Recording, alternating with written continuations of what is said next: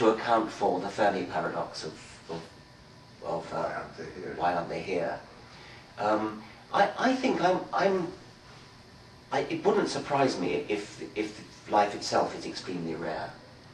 After all, I find this a rather fascinating statistical speculation. Suppose life is so fantastically rare that it only has arisen once in the universe.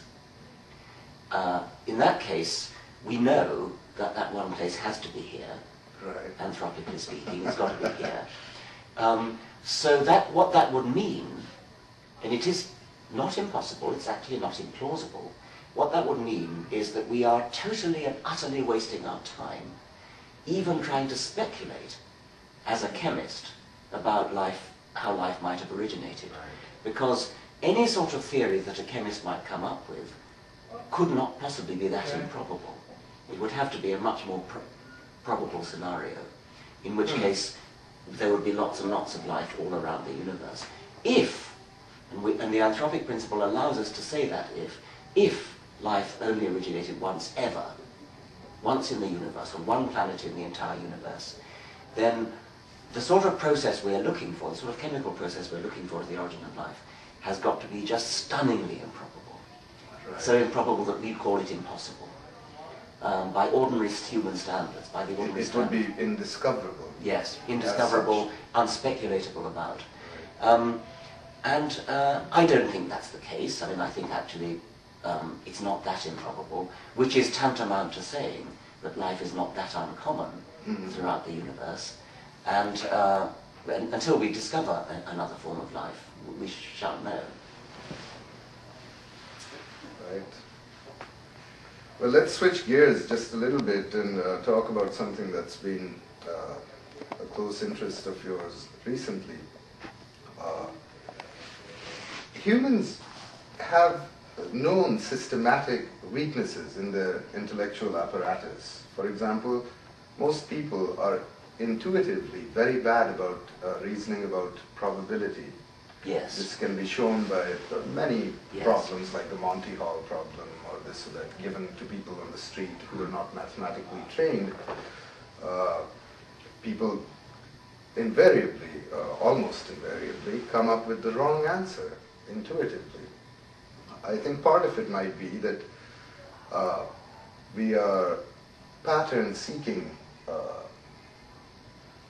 machines, and we look for patterns where they aren't there. You'll see gamblers do this all the time, where on a roulette table it's come up red 6 times in a row, and they will infer something from the pattern of reds and blacks about what's... It's black's turn. Yeah, it's black's turn now, it can't be another, that kind of thing. Yeah. And so, do you think that religious means exploit these kinds of systematic weaknesses in the human brain, its ability to, or inability to see things as they are, that are systematic? That is fascinating. I mean, first of all, I think we need to speculate about why we're such bad intuitive statisticians. Clearly, wild animals have to be intuitive statisticians in some sense. And they have to make statistical judgments about the likelihood that they'll find food in that patch of ground or food in that patch of ground. And so the current hit rate of catching food in this patch or that patch is fed into the statistical computation machinery in the brain and leads to future decisions.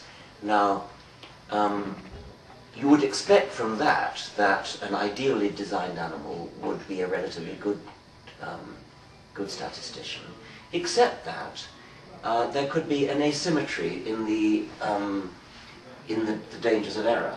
It could be that false positives are much more dangerous than false negatives, for example. So that would tend to bias the statistical apparatus. I mean, it's much more dangerous to overlook a tiger in the bushes than it is to overlook a bit of food in the bushes, for example. So we do have the basis for a Darwinian interpretation for why we're bad statisticians, or why we're not as good as we ideally might be. Now your question was... There might be other systematic weaknesses along with this one? Yes, there might. And is it possible that, because it's a question for all of us, why are religious memes so common? And yes. so even though people like you and me agree that they're irrational, I hadn't really thought about the possibility that they could be exploiting weaknesses in the statistical apparatus. I think it's extremely have you interesting. seen or heard of the work of people like Paul Bloom, the psychologist Yes. at Yale? Yes, I have. Or Pascal Boyer, Yes, the I have. anthropologist. Yes. Paul Bloom, for example, did a fascinating experiment, I wonder if you've heard of it, with children, showing that one of the things that children learn to distinguish very early on is animate and inanimate objects, Yes. because they need to predict the movements of an animate object is a very different mechanism in the mind than to predict the motions of physical objects. If something has agency and intentionality, sure. it Yes. moves Sure. differently Yes. in the world, Yes. and children learn this Yes. and know this Yes. early. And presumably there is a different, perhaps, module in the brain that deals with Yeah. how you're going to interact with animate and inanimate objects. And in an experiment, Paul Bloom shows a bunch of children a little story about a mouse that is eventually eaten by an alligator, and with pictures and things like this, and then asks them a series of, they clearly realize that the mouse is dead now. He has been eaten and the mouse is gone, and he then asks them a bunch of questions about the mouse. Does the mouse need to go to the bathroom? And they say no, he's dead. Can the mouse hear? And they say no, its ears don't work anymore, these children. But when he asks them about psychological questions, like does the mouse want to go home if the mouse has certain desires or things, they invariably say yes, the mouse wants to go home now. And so he says children are already kind of dualists by this age.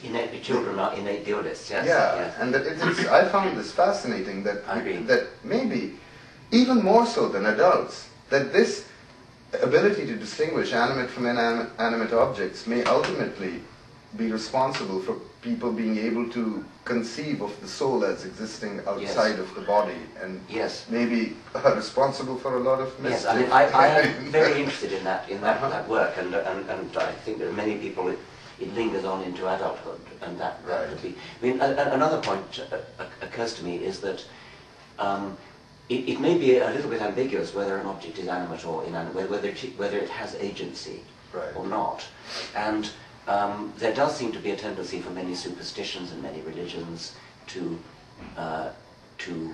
impute agency to objects which are actually just rocks or mountains or the weather or something like that. And maybe the same asymmetry we were talking about earlier, where I said that there's an asymmetry about the judging whether there's a tiger in the bushes or judging whether there's food in the bushes. There's a similar asymmetry to judging whether an object is an agent or just a lump of rock, because it's much more dangerous to get it wrong. If you think the object is not an agent, and it is, that can be extremely dangerous. Whereas if you assume the other way around, that it isn't an agent, so that it is an agent and it's not, that's okay. I mean, you haven't lost your life. So if the object is, unless the object is falling on you. Well, that could happen, but sometimes in general, you need to predict the movement of non-intentional objects. In general, intentional objects present more danger, both because they might eat you and because they might run away when you're trying to eat them.